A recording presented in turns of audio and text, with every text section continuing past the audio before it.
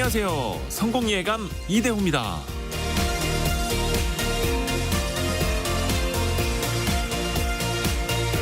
분명히 해낼 수 있는데 지레 겁을 먹고 도전하지 않거나 작은 성과에 만족하고 더 큰 성공은 꿈꾸지 않는다면 내가 마주한 벽에서 문을 찾을 수 없을 겁니다. 그 벽에 문이 없는 게 아니라는 거죠. 석유왕 존 록펠러는 스스로 못할 것이라고 생각하는 것은 자신을 속이는 가장 큰 거짓말이라고 말했습니다. 해낼 수 있는데 더 큰 성공을 이룰 수 있는데 스스로 못할 것이라고 자신을 속이고 있는 건 아닌지, 스스로 나의 잠재력에 자물쇠를 채우고 있는 건 아닌지, 내 앞에 서 있는 커다란 벽에 문이 없을 것이라고 스스로 속이고 있는 건 아닌지 스스로 생각해보기에 딱 좋은 날입니다. 성공예감 이대호입니다. 출발합니다.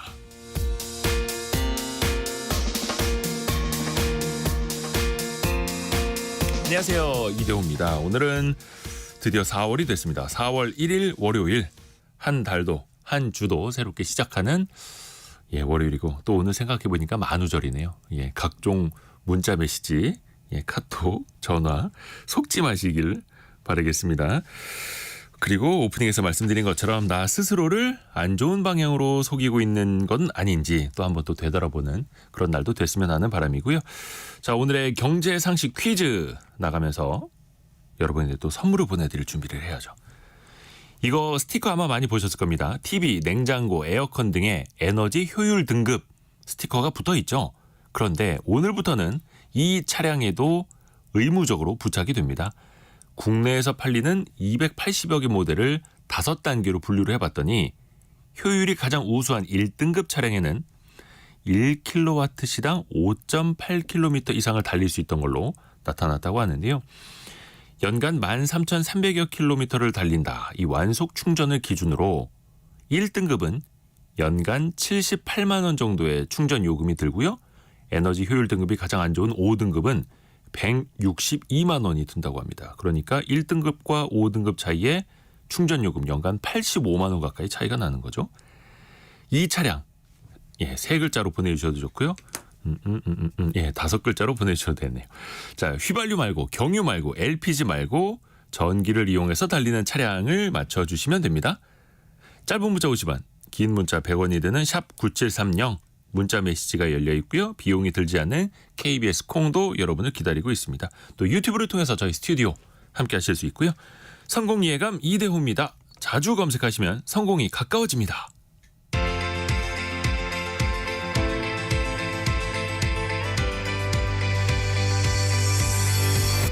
KBS 1라디오 성공예감 이대호입니다. 6356님이 2분기에는 꼭 당첨되자라고 하면서 정답 보내주셨네요. 축하드립니다. 2분기가 참 시작이 된 거네요. 자, 오늘의 경제뉴스 해담경제연구소 어이혜진 소장, 그리고 파이낸셜 뉴스 이환주 기자 함께합니다. 안녕하세요. 안녕하세요. 자, 어이혜진 소장 어떤 소식 준비했나요? 네, 오늘부터 중소중견기업을 대상으로 11조 원 이상의 은행권 지원 프로그램이 본격 가동됩니다. 이 소식하고요. 정부와 의료계 간 갈등이 40일이 넘었는데 의료계가 오늘부터 수술과 외래 진료 축소에 들어갑니다. 이 내용까지 정리해 보겠습니다. 네, 이환주 기자는요? 네, 서민 생활과 관련된 아파트 가격과 최근 농협, 수협 등 상호금융권의 금리 상황 짚어보고요. 국토부가 매년 발표해온 건설 현장 사망 사고 통계를 슬그머니 발표하지 않게 된 사연도 살펴보겠습니다. 네, 자, 어이혜진 소장에게 먼저 갑니다. 은행들이 중견, 중소기업들을 지원한다고요? 어떤 방식입니까? 네, 앞서 정부가 맞춤형 기업 금융 지원 방안을 발표했는데요. 그때 발표한 후속 조치가 시작되는 겁니다. 한마디로 요약을 하면 자금이 필요한데 이자 부담이 너무 커서 부담이 되는 중소 중견 기업에게 대출을 적극적으로 해주겠다는 건데요. 얼마나 해주냐면 5대 은행과 산업은행에서 6조 원 규모로 신성장 분야 진출을 원하는 중견기업 전용 저금리 대출 프로그램을 마련했습니다. 첨단 제조, 자동화 등 성장 잠재력이 높은 품목을 생산하는 중견기업이 그 대상입니다. 또 5대 은행과 기업은행은 5조 원 규모로 재원을 마련해서 이자가 높은 중소기업 대출을 갈아타기 할 수 있게 한다는 건데요. 정상 거래 중인 중소기업의 대출 중에서 5%를 초과하는 금리로 대출을 받은 경우에는 최대 1년간 대출 금리를 5%까지 낮춰준다고 합니다. 근데 이게 사실 은행들이 뭐 자발적으로 한다라기보다는 뭐 좀 정부가 좀 나서서 이것들 좀 실천하도록 하는 방향도 있지 않습니까? 네, 사실 정부가 가만히 있으면 어려운 중소 중견기업은 대출을 못 받기 때문에 정부가 이렇게 좀 나설 수밖에 없는데 은행들이 나중에 돈을 못 돌려받을까 봐 불안해서 선뜻 못 나서는 건데 은행은 사실 그럴 수밖에 없는 게 당연합니다. 그렇죠. 예를 들어서 어떤 회사에 대출을 해줬는데 그 회사가 대박이 났어요. 근데 대박이 난다고 해서 은행에 와서 다시 이자를 갚을 때 이자를 2배 내진 않잖아요. 그렇죠. 네. 그 마음 같아서는 사실 그런 곳이 이자를 좀 많이 내줘야 리스크가 있어도 다른 곳에 좀 대출도 해주고 다른 그 회사도 새롭게 일어나는 계기가 되는데 대박이 나도 이자만 받고 끝나니까 은행들은 항상 안전한 곳에만 대출을 해줄 수밖에 없습니다. 요즘처럼 경기가 안 좋을 때도 그렇고 사실은 경기가 좋아도 은행들 보고 알아서 좀 해주십시오. 이렇게 네. 하면 담보가 없는 중소기업들은 대출 받기가 상당히 어렵습니다. 그렇죠. 그래서 정부가 나서서 억지로 해주라고 하는 수밖에 없는 겁니다. 이제 다만 은행 입장에서는 은행들 지갑, 내 지갑에서 돈을 푸는 건데 우리도 상장사고 근데 이제 생색은 정부가 내는 양상이 이어지는 모습에 좀 볼멘 소리가 나오는데 우리도 쉬운 결정이 아닌데 이렇게 생색은 정작 정부가 내네 하는 마음이 있지만 뭐 이번 같은 경우도 그렇고 정부의 민생 지원 방안에 좀 동참한다라는 정도의 선언적인 의미를 담고 있다 이렇게 보시면 되겠습니다. 그 밖에 또 어떤 조치들이 담겨 있는지요? 지금은 대출 금리를 내려주거나 대출금 상환을 유예해 주려면 연체가 시작이 되어서 정상적인 경영이 어려운 기업이라는 기준을 만족을 시켜줘야 됩니다. 네. 그러나 그 기준을 완화해서 곧 어려워질 수도 있을 것 같은 기업.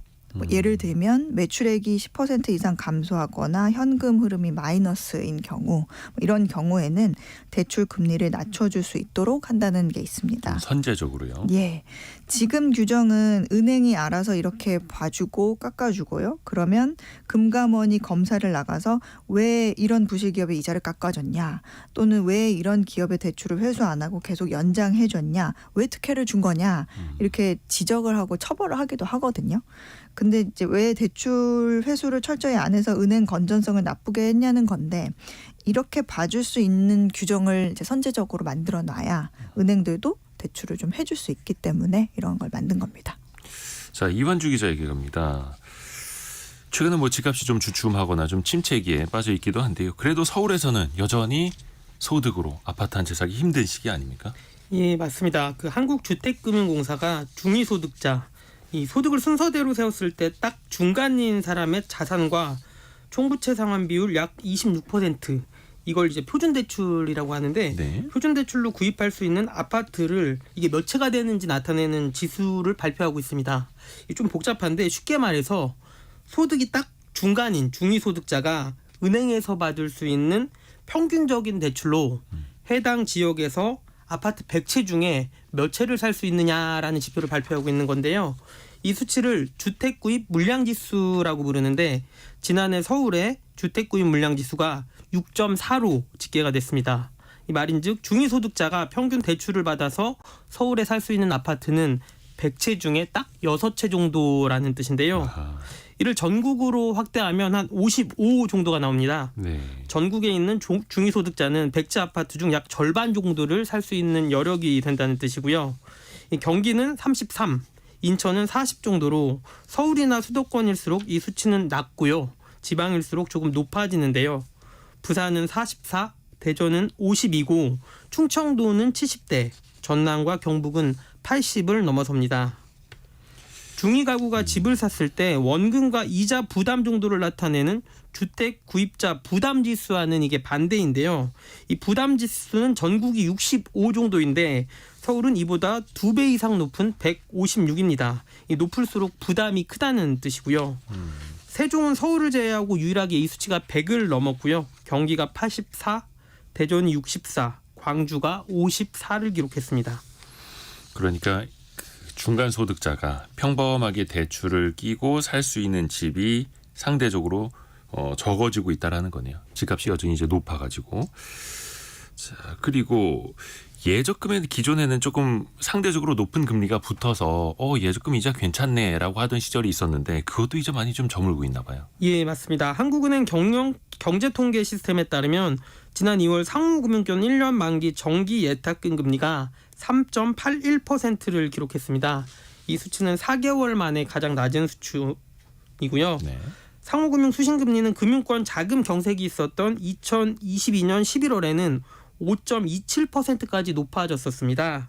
하지만 고금리 상품을 많이 팔면서 이 상호금융권의 이자 부담이 커졌고 최근 금리 인하 기대감도 커지면서 이 예적금 금리를 슬금슬금 낮추고 있는 건데요. 금리 매력이 떨어지자 상호금융에 돈을 맡기는 사람들의 증가세도 꺾이고 있습니다. 지난해 12월에는 상호금융에 한 달 만에 3조 6천억 원이 넘는 돈이 몰렸는데 올해 1월 들어서는 이 금액이 2,300억 정도로 10분의 1 토막으로 줄어들었습니다. 새마을금고와 신용협동조합 등 다른 이금융권 정기예탁금 금리도 하락하고 있는데요. 지난해 초에 5%에 가까웠던 정기예탁금 금리가 이제는 4% 초반으로 1%포인트 이상 내렸습니다. 금리 하락과 함께 특히 올해는 제2금융권을 둘러싼 부동산 프로젝트 파이낸싱 대출 부실 우려로 이 자금을 맡기려는 수요가 더 줄어들 수 있다라는 전망이 나옵니다.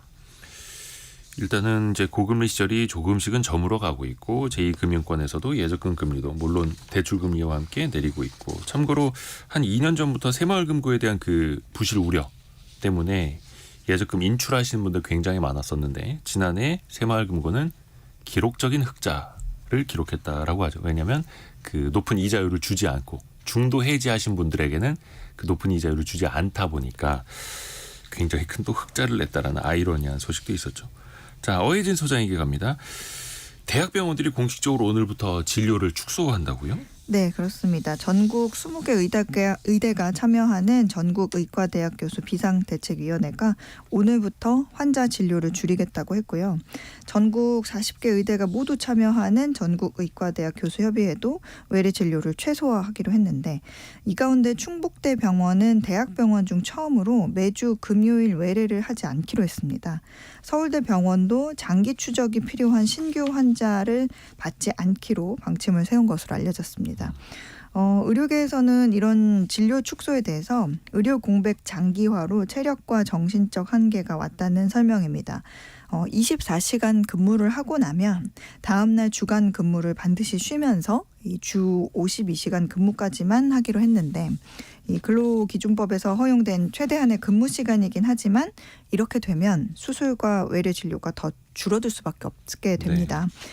제가 얼마 전에 그 대학병원 교수님과 이야기를 나눈 적이 있는데 그 수술을 하면 한동안 환자가 입원을 해야 되잖아요. 그렇죠. 네, 근데 이제 보통 입원을 하면 뭐 전공의들이 환자를 이렇게 좀 담당을 해줘야 되는데 지금 전공의들이 없기 때문에 소수의 교수님들이 이제 환자를 관리해주고 있다. 그런데 수술이 필요한 새로운 환자를 또 받기가 굉장히 상황이 어렵다. 그러면 사람은 없는데 관리해줄 사람도 없는데 수술을 해버린다고 해서 이 관리가 되지 않으니까 그게 또 문제가 되잖아요. 그래서 굉장히 지금 난감하고 여러모로 미안한 상황이 계속 이어지고 있다. 이런 얘기를 들었습니다. 그래서 지금 이제 자리를 열심히 또 지키고 있는 교수님들, 의료진들은 또 힘든 상황이 가중되고 있는 거고요. 정부 입장도 한번 들어볼까요? 네, 일단 진료 축소에 대해서 유감을 표하면서 응급실 상황 등을 점검하고 비상진료 대책을 강화하겠다는 방침입니다. 지난달 발표된 2차 비상진료 대책에 이어서 좀 더 강화된 3차 대책을 마련하겠다는 계획입니다. 잠시 후에는 윤석열 대통령이 의과대학 증원을 비롯한 의료개혁을 주제로 대국민 담화를 할 예정인데요. 특정 현안에 대해서 대국민 담화에 나서는 것은 지난해 11월 엑스포 부산 유치 불발 이후 4개월 만입니다. 의료 공백 우려가 커지는 가운데 정부가 고수해온 의대 2,000명 증원에 대한 어떤 전향적인 입장이 나올지 주목이 되고 있습니다. 한편 대한의사협회 비대위는 계속 고삐를 조이는 중인데요. 개원의 즉 이제 개인 병원 의사들도 주 40시간 근무 시간을 지키는 준법 진료를 하겠다고 밝혔습니다. 다만 강제적인 건 아니고 자발적으로 확산할 거라는 뭐 얘기가 있습니다. 그리고 전공의들이 병원을 떠났고 교수들의 진료 시간도 줄고 또 수술도 줄어들 수밖에 없고 병원 입장에서 지금 재정 문제가 가장 심각하다면서요. 네, 이게 지금 병원에 남아 계신 분들의 가장 큰 고민인 것 같습니다. 전공의 집단사직 사태가 장기화됨에 따라서 주요 대형 병원들이 하루 10억 원이 넘는 막대한 적자에 시달리면서 병동 통폐합 및 인력 효율화에 나서고 있습니다. 병원들이요, 보통 이제 환자들을 일단 한 병동으로 다 모으고 있는 상황이거든요. 환자들은 좀 불편하지만 일단은 모아놔야지 관리 인력이 좀 줄어들 수 있거든요. 그리고 문제가 또 있는데 네. 이제 환자를 못 받으니까 간호사나 병원 직원들의 일이 또 줄어들어서 일부에서는 강제로 무급 휴가를 시작했다고 합니다. 무급 휴가니까 월급이 안 나오는 건데 그래서 일부 병원에서는 제비뽑기로 무급 휴가 갈 직원을 정하고 있다. 이런 얘기도 들려옵니다. 상황이 더 길어지면 병원들도 더 어려워질 텐데 이 여파가 앞으로 의료진 채용이나 뭐 의료 장비 도입 같은 그런 부분에서 여력이 좀 줄어드는 결과로 이어질 거라서 영향이 장기화될 수 있다는 걱정이 나오고 있습니다. 일단 서울대 병원이 지난달에 마이너스 통장 한도를 500억 원에서 1000억 원으로 늘려놨고요. 적자를 일단 대출로 메우기 시작했습니다. 부산대 병원도 600억 원짜리 마이너스 통장을 만든 것으로 알려졌습니다. 참 이게 병원들도 위험해지고 있고 또 열심히 일하시던 간호사나 병원 직원들한테도 또 불똥이 튀는 거고요. 그 노동자의 가장 기본적인 권리 중에 하나가 파업할 권리가 있잖아요. 네네. 근데 의사들이 제공하는 의료 서비스 같은 경우에는 이 생명 유지에도 필수적이고 공익적인 성격이 있어서 그렇죠. 의사들 같은 경우에는 거의 유일하게 이 파업이 제한받는 직종 중에 하나거든요. 그리고 또 과거 같은 경우에도 그 의료 민영화 논의가 잠깐 됐었는데 이게 의료 민영화는 비행기처럼 돈이 많은 사람이 좋은 서비스 1등석을 받고 돈이 없는 사람이 이코노미를 타는 것처럼 그런 류의 서비스가 아니기 때문에 의료 민영화 논의도 굉장한 비판을 받았었거든요. 모쪼록 정부와 의사가 좀 협의를 원만하게 해서 빨리 정상화가 됐으면 좋겠습니다. 조금 전에도 보건복지부 조규홍 장관 브리핑이 있었는데 정부의 대화 의지는 계속해서 열려 있다라고 했고 오늘 조금 있다가 윤 대통령의 담화 내용도 좀 같이 봐야겠습니다. 자, 이완주 기자가 준비한 소식. 이 참 건설 현장에서 사망 사고가 끊이지를 않는데 그 사망자 현황이 공개되었었잖아요. 근데 이게 과거형이 됐습니다. 네, 국토부는 매 분기마다 발표해온 건설 현장 사고 사망자 현황을 지난해 3분기를 마지막으로 하고요. 4분기부터는 발표하지 않고 있는데요. 네. 국토부에 따르면 지난해 7월에서 9월 건설 현장에서는 총 65명이 사망한 것으로 조사가 됐습니다. 원래대로라면 올 초에 4분기 사망자 현황도 발표했어야 하지만 이 국토부가 은근슬쩍 생략하고 발표하지 않고 있는 건데요.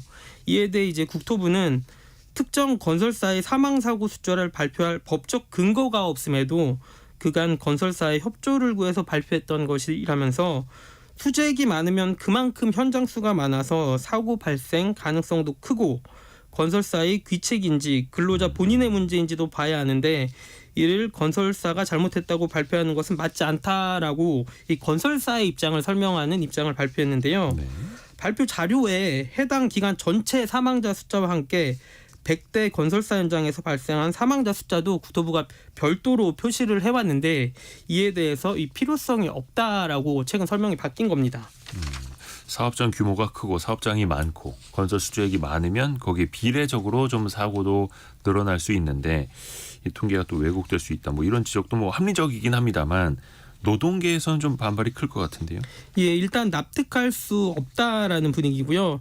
여전히 건설 현장에서 사망 사고가 반복되고 2019년부터 공개하던 건데 이제와 명단을 밝히지 않겠다고 하는 거는 정부의 문제 개선 의지가 없는 것 아니냐, 건설사만 좋은 일 아니냐라는 비판을 하고 있습니다. 이 국토부와 별개로 고용노동부 등도 매년 산업재해 사망자 숫자를 발표해 오고 있습니다. 네. 이 통계적으로 보면 매년 한 1000여 명에서 800여 명 정도의 사망자가 발생을 하고 있고요. 그중에서 건설 현장 사망자가 가장 많습니다. 그리고 중장비 기계, 끼임 사고 이런 사고들이 많고요.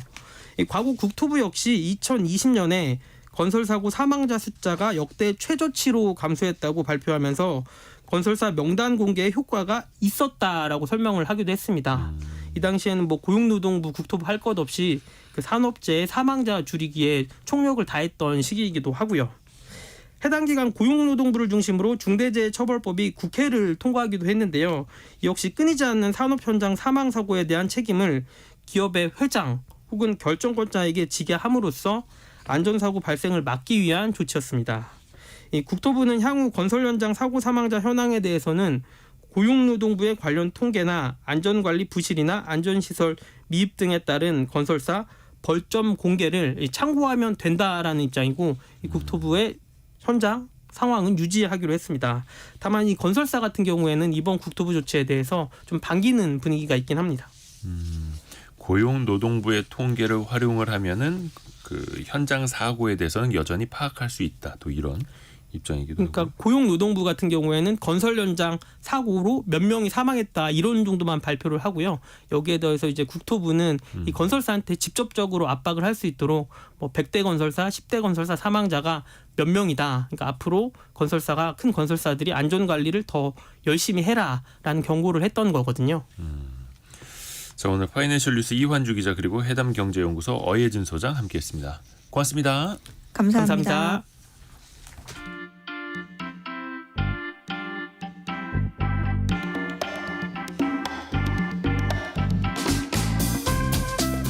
지금 여러분께서는 KBS 일라디오 성공예감 이대호입니다를 듣고 계십니다. 참여해주신 여러분께는 추첨을 통해 아름다운 식탁 창조 주비푸드에서 자연에서 갈아 만든 생와사비를, 쉽고 빠른 판촉물 제작 시너지 기프트에서 대용량 에어프라이어를, 그리고 성공예감에서 준비한 커피 쿠폰을 보내드립니다. 당첨자는 성공예감 이대호입니다 홈페이지에서 확인하세요. 경제상식 퀴즈 한 번 더 내드리겠습니다. 시장조사기관 SNE 리서치가 내놓은 올해 초 전 세계 자동차 판매 1위는 중국 업체였습니다. 중국의 BYD라고 하는데요. 테슬라가 그 뒤를 이었고요. 현대기아차는 지난해보다 30% 가까이 성장하면서 9위에 올랐다고 합니다. 자, 중요한 거는 오늘부터는 이 차에도 에너지 효율 등급을 의무적으로 표기해야 하는데요. 마치 냉장고, 에어컨에 붙어 있는 것처럼요. 그리고 그 차량별 등급 현황은 한국에너지공단의 수송 통합 운영 시스템에서 확인할 수 있습니다. 그러니까 이 차량이 어떤 모델이 1등급이고 어떤 모델이 뭐 3, 4, 5등급인지 찾아볼 수 있다라는 겁니다. 당연히 에너지 효율이 좋은 차량이 선호되겠죠. 0723님, 제 차도 이 차량입니다. 한 번 충전에 500km 정도 주행이 가능한데 확실히 돈이 세이브가 되는 것 같습니다. 보내주셨고요. 3095님은 1톤 택배 차량을 이 차량으로 운행합니다. 특성상 매일 충전을 해야 하는데 충전소가 많지 않다 보니까 날마다 충전하는 게 너무 불편하네요. 이렇게 또 의견 주셨고요. 아이고야. 5646님은 하이브리드 차량이라고. 하이브리드는 아니고요. 제가 5글자도 된다라고 힌트를 드렸었는데 조금 착각하신 것 같습니다. 그리고 갑자기 뜬금없이 김경철님, 오늘 울 아들 생일이에요 라고 축하드리고요. 네, 그리고 1056님은 아들 군 입대를 위해서 논산에 가는 중입니다. 도로 위에 차들이 너무 많군요. 군 생활 잘하고 오라고 응원해 주세요. 예. 금방 갑니다. 금방 갑니다. 아니, 논산까지 금방 가는 게 아니고요. 예, 군 생활이 금방 갑니다. 이건 갔다 온 사람 입장에서 편향적인 거고요. 1056님 아드님도 군 생활 건강하게 잘하고 돌아오시길 바라겠습니다. 자, 여러분이 생각하시는 정답 그리고 의견 많이 보내주십시오. 짧은 문자 50원, 긴 문자 100원이 드는 샵 9730이나 KBS 콩으로 보내주시면 됩니다. 오늘의 움직임에 주목하고 세상의 흐름을 놓치지 않습니다. 여러분의 내일을 응원하며 성공의 열쇠를 함께 찾아갑니다. 성공예감 이대호입니다. 엔잡러라는 표현이 있죠. 직업을 2개 이상 가진 사람들을 이렇게 표현을 하는데요. 통계청에 따르면요. 본업을 하면서 부업도 뛰고 있는 이 N잡러가 57만 명을 넘어섰다고 합니다. 저도 그 중에 하나죠. 자, 일반적으로 근데 창업을 할 때 사업자 등록증을 만들지 않습니까? 그러면 이렇게 부업을 할 때도 필요한지, 과연 세금을 좀 많이 맞지 않으려면 어떻게 해야 할지, 슬기로운 세무생활 시간에 이야기 나눠보죠. 누리세무그룹 김철훈 세무사와 함께합니다. 안녕하세요. 안녕하세요. 김철훈 세무사입니다. 우선 부업을 할 때 사업자 등록 자체가 필요할 때는 언제인지 이거부터 한번 좀 짚어볼까요? 네, 부업을 하게 돼서 이제 사무실과 같은 이런 물적인 시설을 갖추고 네. 이제 독립적으로 이제 계속해서 반복적으로 이제 한다면 사업자 등록이 필요합니다.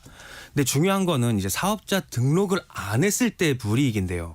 사업자 등록 자체를 안 했기 때문에 내가 공급한 가격에 1%의 가산세가 있고요. 네. 또 신고를 안 했기 때문에 무신고한 세금의 20%랑 또 늦게 냈다, 세금을 늦게 냈다 해서 연 10% 가까이 되는 이자 상당이익을 내야 돼요. 그래서 예를 들어 보면 부업으로 1년 동안 뭐 한 1,000만 원 정도의 매출이 발생했다. 근데 이걸 1년 후에 국세청에 걸렸다고 가정을 하게 된다면 네네네. 이제 사업자 등록을 안 했기 때문에 나오는 가산세가 10만 원, 그리고 원래 내야 될 세금과 또 신고 안 했다에 대한 가산세 120만 원, 그리고 늦게 내는 거에 대한 가산세 8만 원인데요. 여기까지는 이제 부가세고요. 또 네. 추가로 있습니다. 종합소득세. 신고 안 했다고 해서 가산세 6% 제일 낮은 수준을 가정했을 때 72만 원, 네. 그리고 이것도 늦게 냈다 해서 나오는 세금이 7만 원이어가지고요. 총 1,000만 원의 매출이 발생했을 때 내 주머니에 1,000만 원이 남는 것도 아닌데 세금으로만 적게는 220만 원 정도를 내야 되고요. 만약에 이 1,000만 원이 아니라 10배인 1억이라고 한다면 이제 가산세까지 붙어서 세금은 10배가 되는 게 아니라 20배가 되는 4,100만 원이 넘는 금액으로 크게 늘어나게 됩니다. 오, 이거 그냥 부업이니까라고 생각을 좀 안일하게 했다가는 야, 가산세를 비롯해서 엄청난 세금 폭탄을 맞을 수 있는 거네요. 네. 그러면 장점 한번 따져볼까요? 사업자 등록을 내면 예. 뭐가 좋은 거예요? 가장 좋은 거는요, 이제 법적인 절차를 따라서 사업자 등록을 냈기 때문에 이제 나에게 돈을 주는 곳 그 업체에게 돈을 썼다라는 비용을 인정해주는 법적인 영수증을 줄 수가 있는 게 가장 좋은 혜택이고요. 그리고 내가 물건을 사면서 이제 내가 냈던 부가세를 매입세 공제를 받을 수가 있고요. 또 내가 내야 될 부가세보다도 많다고 하면 오히려 부가세 환급도 받을 수가 있습니다. 대신 이제 단점이라고 한다면은 굳이 네. 찾자면은 사업자 등록을 해서 관리를 해야 되기 때문에 뭐 번거롭거나 아니면 법에 따라서 해야 되기 때문에 어려울 수는 있습니다. 자, 그러면 직장 다니시는 분들 중에서 뭐 온라인 쇼핑몰을 운영하는 분들도 있고요. 뭐 배달을 하거나 대리운전을 하는 분들도 계시는데 부업의 종류가 좀 다양할 수 있잖아요. 네. 2개 이상의 부업을 할 수도 있는 거고. 그러면 이걸 다 사업자 등록을 할 수 있는 건지 또 해야 하는 건지 좀 알려주세요. 네, 여러 개를 한다고 하더라도 똑같습니다. 이제 하나하나 따져봐서 그걸 사업자 등록을 해야 되는지 안 해도 되는지 여부를 판단해서 준비를 해야 되는데 사업자 등록 자체는 결론부터 말씀드리자면 장소 기준이에요. 그래서 예를 들어서 N잡으로 하는 일이 3개다. 뭐 다 사업자 등록은 가능하지만 그 사업자 등록하는 개수는 장소가 한 군데다 그러면 1장, 그리고 2군데다 하면 2장, 이렇게 해서 장소가 몇 군데 있느냐에 따라서 이제 사업자의 업종을 추가하는 방식으로 하면 됩니다. 쉽게 말해서 이제 사업이라는 거는, 부업이라는 거는 포도 알이라고 생각하면 되고요. 포도송이 중에 사업자 등록증은 그 포도송이라고 생각을 하면 돼요. 그래서 포도송이 하나에 사업이 여러 개를 하고 있으면 포도알이 여러 개 달리는 식으로 우리가 생각을 하면 됩니다. 네. 그리고 또 예. 굳이 사무실이 아니다고 하더라도 집에서 사업을 하게 된다면 집을 사업장으로 등록을 해서 신청을 할 수도 있고요. 그렇죠. 근데 사업장이 만약에 여러 군데다 그러면 거기에 맞춰서 여러 개를 내야 하는 거군요. 장소 기준이다라는 것도 상식적으로 알면 좋겠네요. 근데 그 사업자 등록 낼 때 보면은 일반 과세냐 간이 과세자냐 예. 이거 선택하게 돼 있더라고요. 예. 이거 헷갈립니다. 네, 일단은 내가 연 매출액이 한 8천만 원 미만이다라고 네. 한다면은 일반적으로 세금을 적게 내는 간이가세가 유리합니다. 간이 과세자. 예, 간이가세자가 유리하고요. 대신에 간이가세자가 무조건 좋으냐 그것도 아닌 게 네. 뭐 일정 금액 이하의 간이가세자 같은 경우는 세금 계산서를 발행을 할 수가 없어요. 그렇기 때문에 상대방이 세금 계산서 같은 이런 영수증을 원한다 그러면 난 발급을 해줄 수 없는 사업자이기 때문에 간이가세자가 안 좋을 수 있고요. 또 부가세를 내가 냈던 금액이 더 많아서 환급을 받아야 되는데 간이가세자 상태라고 한다면 환급도 못 받으니까 이 점 주의해야 됩니다. 그래서 일단은 내가 간단하게 부업 수준으로 시작을 한다 하면은 간이가세를 내는 게 좋고요. 그리고 점점 이제 부업의 규모가 커진다든지 아니면 거래 상대방이 이제 요구하는 증빙 같은 게 필요하다면 일반 과세자로 변경을 하고 또 그 다음에는 이제 세금이 많이 나와서 고민이다 하면 법인으로 변경하는 순서로 보통 진행이 됩니다. 근데 이제 거래 상대방에게 세금 계산서를 못 떼어주더라도 네. 어찌됐든 간에 부가세는 또 내야 하는 거죠. 맞습니다. 그 금액이 8천만 원 미만일 경우에는 간이과세자가 유리하다. 네. 좋습니다. 그리고 그 사업자 등록 낼 때 업종 코드 고르게 되지 않습니까? 네. 근데 이게 업종 코드를 잘 고르면 세금을 좀 줄일 수 있다고요? 네. 우리나라 사업의 종류가 워낙 많기 때문에 네. 이제 국세청에서는 비슷한 종류별로 나눠가지고 구분하는 6자리 코드를 이제 업종 코드라고 이야기를 하는데요. 네. 이거 업종 코드가 어떤 건지 찾아보는 방법은 홈택스에서 네. 이제 검색창에 업종 코드로 검색을 하면 그중에 내가 하는 사업을 가장 잘 설명하고 있는 거를 고르면 됩니다. 네. 이제 국세청에서는 이제 업종별로 코드로 관리를 하면서 이제 비용을 평균을 냈어요. 이걸 경비율이라고 이야기를 하는데 예를 들어 이제 국세청에서 전국의 모든 임대업을 하는 사람들이 세금을 신고했던 내용을 보니까 임대업을 하는 사람은 100만 원을 벌면 평균적으로 30만 원을 쓰는구나 라고 해서 부동산 임대업을 하는 사람들의 경비율을 30%로 이렇게 표현을 하고 있는 거예요. 아, 그 동종 업종의 평균을. 네, 맞습니다. 그래서 부동산 임대업자를 하고 있는 홍길동 씨의 예를 들어보면은 네. 이분이 이제 세금 신고를 만약에 제대로 안 했다고 치면은 이분에게 월세를 줬던 사람들이 세금을 신고한 내용을 보고 홍길동이 월세로 얼마를 받았는지 알 수 있게 돼요. 역으로 추적하는 거죠. 네, 어떻게 알 수 있느냐? 임차인이 만약에 직장인이다. 네. 직장인이 월세를 내고 있다면 그 직장인이 하는 게 있죠. 1년에 한 번씩 연말정산에서 이제 신고를 합니다. 월세 세액공제를 받기 위해서는 이제 홍길동에게 월세 얼마 줬어요라고 신고하는 내용이 있고요. 네네네. 네. 그게 아니라 만약에 월세를 주는 임차인이 사업자다. 그럼 그 사업자가 세금 신고하는 임차료가 얼마인지를 가지고 홍길동 씨가 얼마를 받았는지를 다 나오네요. 국세청에서 알 수 있게 되고요. 네. 그리고 그거를 가지고 이제 경비율을 곱해서 홍길동 씨의 주머니에 얼마가 남아있겠구나를 알게 되는 거예요. 요거는 참 국세청 입장에서는 참 쉬운 일이겠네요. 맞습니다. 네. 또 이번엔 그게 아니라 홍길동 씨가 세금 신고는 했어요. 했는데 100만 원을 월세를 받았는데 난 많이 썼어요. 80만 원을 써서 내 주머니엔 20만 원밖에 안 남았어요. 라고 이야기를 한다고 하더라도 네네. 업계 평균이 경비율 30%인데 80%나 썼네. 어디에 썼는지 한번 확인해보자 해서 이렇게 탈세 같은 거를 적발을 할 수도 있게 됩니다. 그 평균을 또 크게 벗어나면 이제 네. 튀게 되는 거죠. 맞습니다. 눈에 띄게 되는 거네요. 자, 그리고 그러면 그 질문도 좀 드려야겠다. 업종 코드를 본인의 업종이 아닌데 예를 들어서 필요 경비율이 높게 인정되는 세금을 절감할 수 있는 실제로 내가 하지 않는 업종을 또 네. 고를 수도 있잖아요. 예, 맞아요. 그 업계 평균이 나와 있는 경비율이 좀 더 유리하게 받기 위해서 내가 하지 않는 걸 집어넣어서 세금을 줄인다. 이게 탈세라는 겁니다. 네. 아, 그게 또 걸린다라는 예, 거고. 맞습니다. 네. 그러면 평균 비용이 높게 잡히는 그 업종일수록 일반적으로 세금은 적게 낸다 이렇게 봐도 됩니까? 네, 맞습니다. 앞에서 말씀드린 대로 같은 100만 원을 고객에게 받았다고 하더라도 경비율이 30%가 적용되는 업종이라고 한다면 네. 내 주머니에 남는 돈은 70%인 70만 원이 남았겠구나라고 추정이 되는 거고요. 이제 반대로 이제 경비율이 높은 뭐 80%, 90%를 적용을 받는다면 내 주머니에는 한 20만 원, 10만 원 정도만 남아 있겠구나 추정이 되는 거예요. 그래서 따라서 이제 뭐 세금 70만 원에 대한 세금을 내느냐, 뭐 10만 원에 대한 세금을 내느냐가 이제 중요하게 되는 거죠. 그러면 좀 예를 들어서 네. 업종 코드를 좀 구분을 해볼까요? 요즘에 좀 많이들 하시는 배달이나 네. 쇼핑몰 또 유튜버까지 어떤 업종 코드여야 유리한 겁니까? 네, 이제 가장 자기에게 맞는 업종 코드를 선택하는 게 유리한데요. 유튜버나 크리에이터 경우를 먼저 예를 들어보면은 네. 이제 유튜버나 크리에이터는 업종 코드가 두 가지가 있어요. 첫 번째 코드는 중요한 건 1인 미디어 콘텐츠 창작자라는 업종 코드가 있습니다. 네.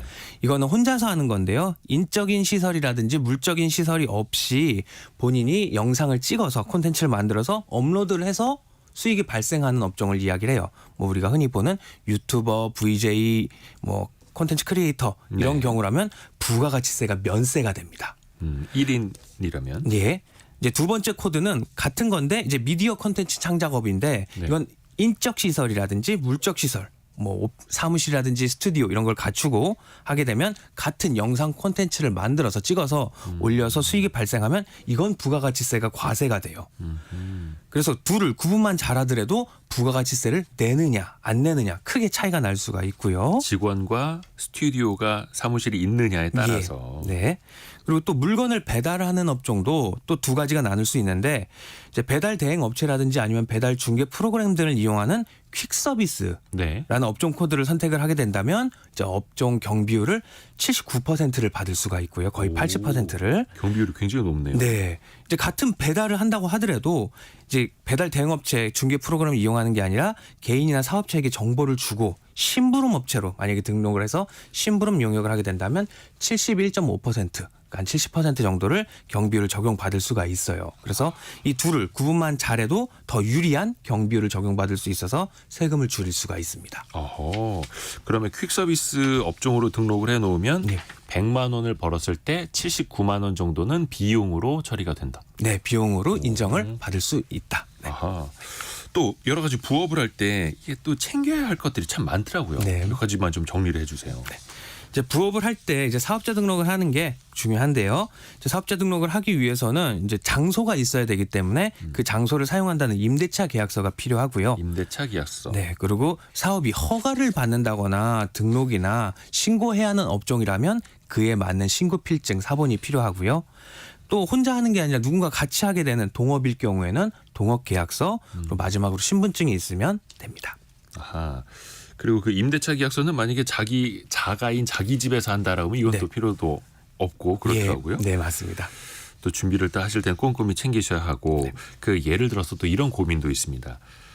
부업은 이제 계속 하고 있는데 네. 이건 뭐 정기적이지 않을 수도 있는 거고 본업을 하고 있는데 회사에서 예를 들어서 네. 퇴사했다. 네. 계약이 해지됐다.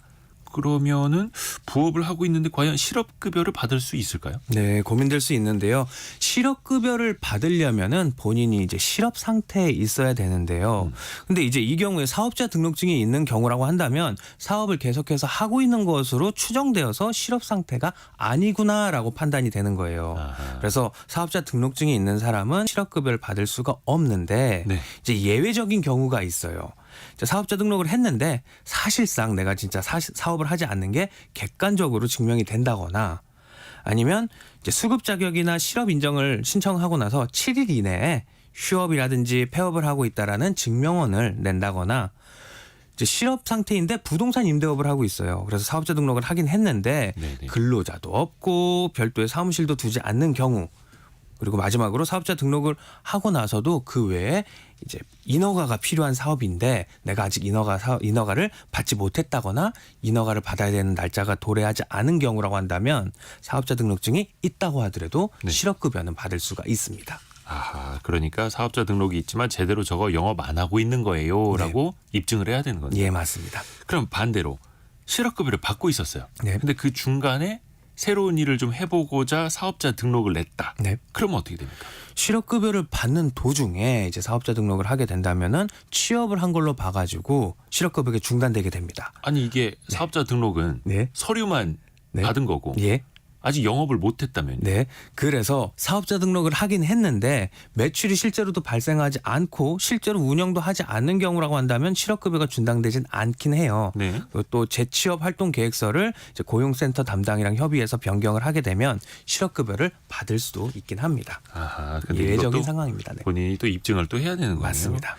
그 가족한테 사업자 명의 빌려주는 경우 있지 않습니까? 네. 이런 경우는 어떻게 되나요? 이게 불법이기는 해요. 사실 이게 내 명의를 다른 사람에게 사업자 명의로 대표로 빌려주게 되면 불법인데 네. 불법이긴 하지만 명의를 빌려준 사실이 객관적으로 만약에 확인이 된다고 하면 실업 인정은 가능해요. 대신에 이제 반드시 휴업이나 폐업을 해야 되고요. 어떠한 경우가 있었냐면 남편이 네. 신용불량자여가지고 사업자를 낼 수 없는 경우가 있었어요. 네. 그래서 부인 명의로 사업자를 내고 사업을 했는데 이래서 실업급여를 고용센터에서 안 준 사례가 있었어요. 그래서 아내분이 억울해서 고용보험 다시 확인해 주세요 해서 고용보험 재심사 청구를 했고요. 네. 이때 실제 사업을 하지 않는 거가 증명이 됐고 또 폐업을 한다거나 휴업을 하기에 어려운 사정이 있어서 실업급여를 다시 받을 수 있게 된 사례는 있긴 했습니다. 아, 요거는 이제 실업급여 측면에서. 예, 자, 오늘 김철훈 세무사와 함께했습니다. 고맙습니다. 감사합니다. 라디오 정보센터 다녀옵니다. 지난달 우리나라 반도체 수출이 117억 달러를 기록하며 21개월 만에 최대 실적을 기록했습니다.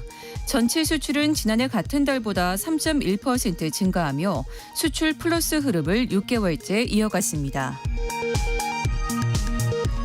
서울시는 이달부터 50인 미만의 산업재해 취약업종 사업장 100곳을 대상으로 위험성 평가 무료 컨설팅을 시행한다고 밝혔습니다.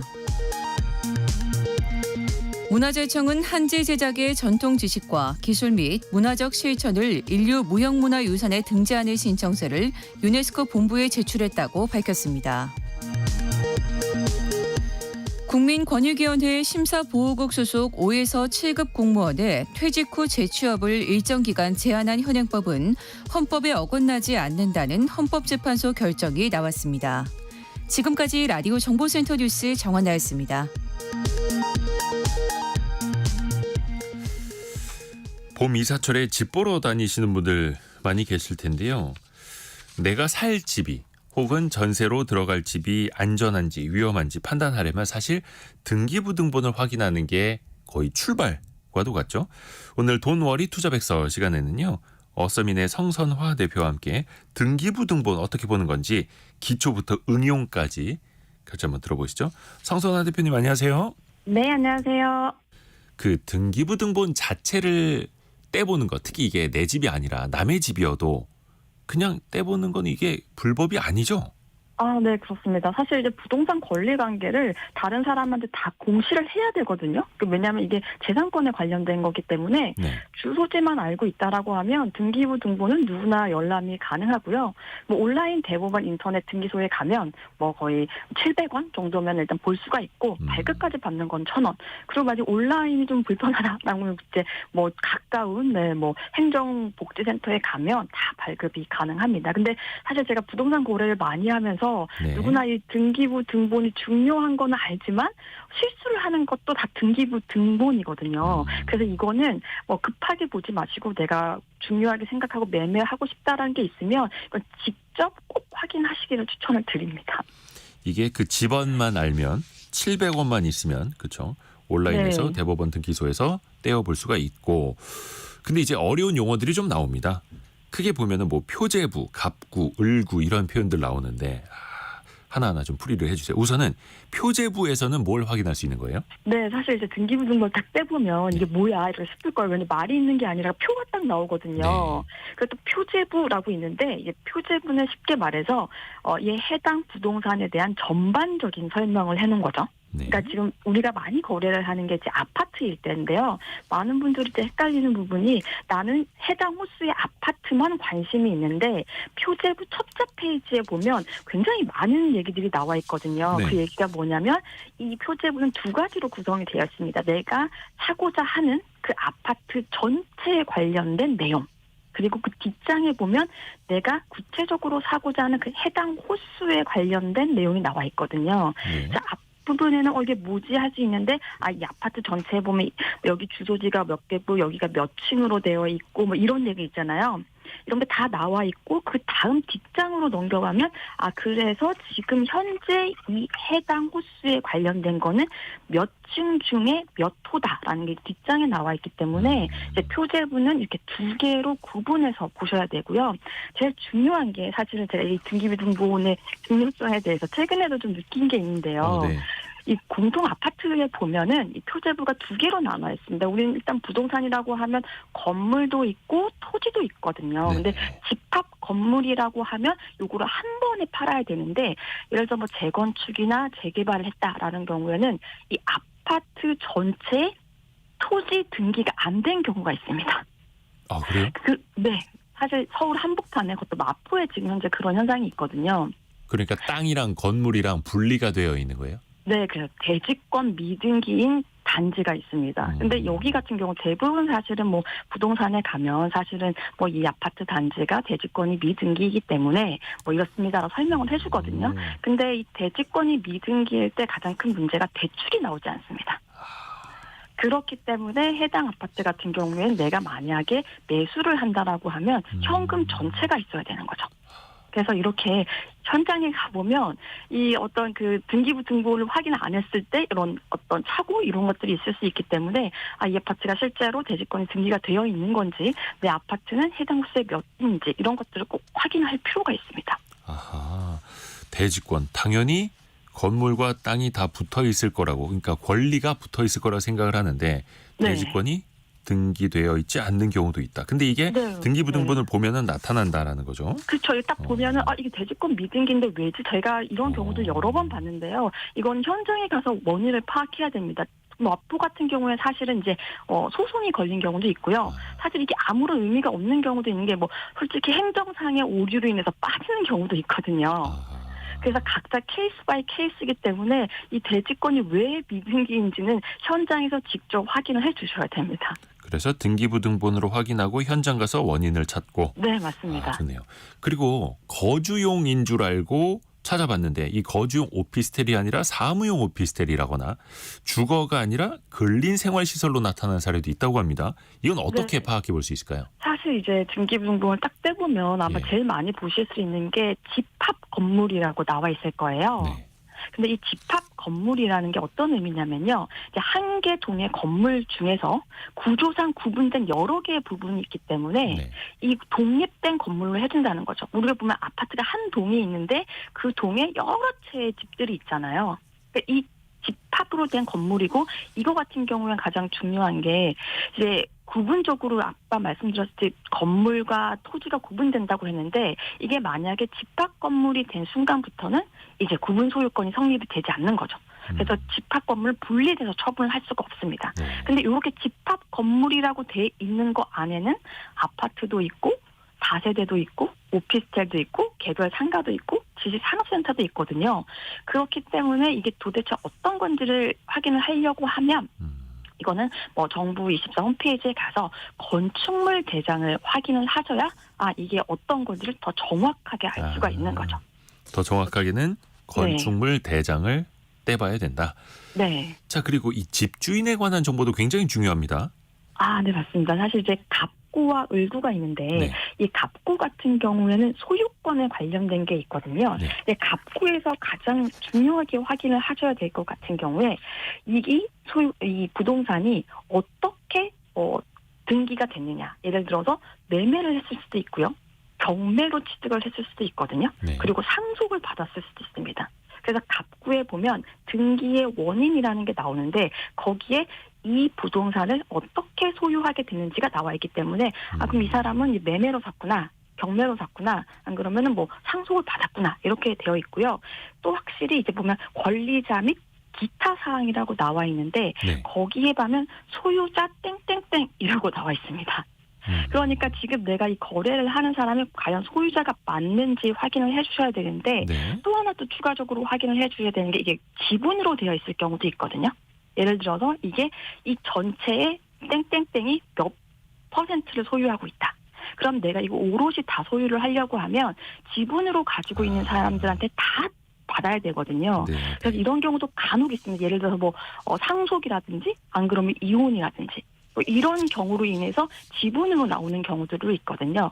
그래서 이제 등기의 원인이 무엇인지 그리고 소유자가 얼마만큼 소유하고 있는지 이런 부분들을 이제 갑구에서 확인을 할 수가 있습니다. 지분 관계까지도 살펴볼 수 있다.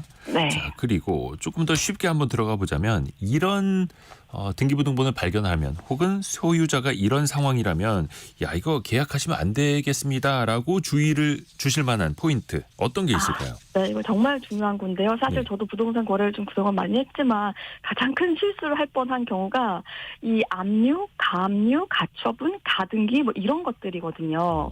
사실 이 부분은 그냥 스쳐 지나갈 수 있는데 굉장히 중요한 포인트입니다. 뭐 가압류나 압류 이런 것들이 이제 등기부등본에 나타나게 되는데 이거 같은 경우 왜 나타나냐면요. 어떤 집주인이 남한테 돈을 빌렸어요.